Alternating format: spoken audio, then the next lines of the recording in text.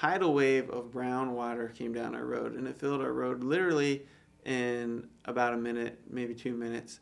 It came down and completely filled our road, and I said, I don't think I'm getting out of my house today. I'm trapped in here, and I'm not going anywhere. And I called Kate, and I told her that she couldn't come home because our road was flooded and there's no way for her to get in. He basically said that I wasn't going to be able to come home for a day or two, that I would probably have to stay at my parents' house, and that if I tried to take our car down the street, it would probably stall out. I didn't think that it was a possibility for water to get into our house, that it would really happen. But when we bought the house, we knew we were in a floodplain. They said that there had never been any water in the house. So just to be cautious, I put the things up in the garage as high as I could, and the water was still rising, and it was rising fast. So that's when I started to get worried, and I called my father. And he was nice enough to wade through about 3 to 4 feet of water. We were putting things up frantically for 2 hours. We actually had just painted a lot of our doors, and that came in very handy because we made tables out of the doors, and we could stack furniture on top of the doors. And 7 o'clock came around, and we kept watching the water, and it kept rising and rising. And at this point, we had about 3 feet of water in the garage, and that's when finally the water started to come into the house. But it didn't actually come in the front door or the back door. It came up from underneath us. We would take a step, and where we take a step, start gushing water up from the carpet, and it would start coming in through the vents from the crawl space. My dad and I, we had seen rescue boats going up and down the river that was our road all day, and we decided to wave one down, and we decided it was about time that we get out of the house.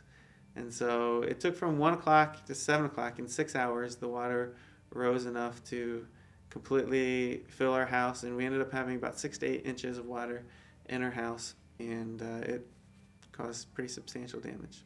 I first was in the house a day and a half after the flood, and I went with Mark and my parents, and I walked into the house, and I imagined that everything would be wet, but I didn't imagine that everything would be wet and completely covered in mud.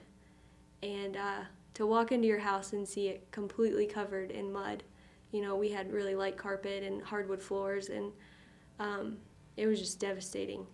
And I think that's when it hit me that, okay, this thing is real, and what are we going to do next? We were just so blessed by the number of kids that came out, the number of adults too, that came out and helped us through. I mean, those were some of the hottest days of the summer.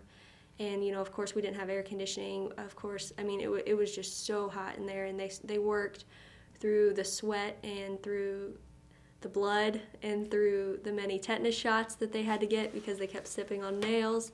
I never knew that by losing so much, you could get so much in return, and we could be so blessed. We were able to rejoice in the Lord, even though we lost everything, which is weird to say. That doesn't make much sense to me even as I'm saying it right now, but that's how you know it's from the Lord. It's actually quite ironic that this happened to us. We had gone to a Youth for Christ conference about 9 months prior to this in Cincinnati. And there was a speaker who was talking about how some of your greatest Christian growth comes at times when you're suffering, and how you deal with that suffering, and that the Lord sometimes allows situations like a flood to happen to you in order for you to respond, you know, with faith in the Lord and praising Him through that suffering. But I thought back to this conference and how I had actually prayed that God would send some suffering into our lives, that we wouldn't be complacent in our faith, and that we would have an opportunity to praise Him through the suffering, through the struggles, and that we would be able to grow from that. And I really think that this was actually an answer to prayer. He's not allowed to pray anymore.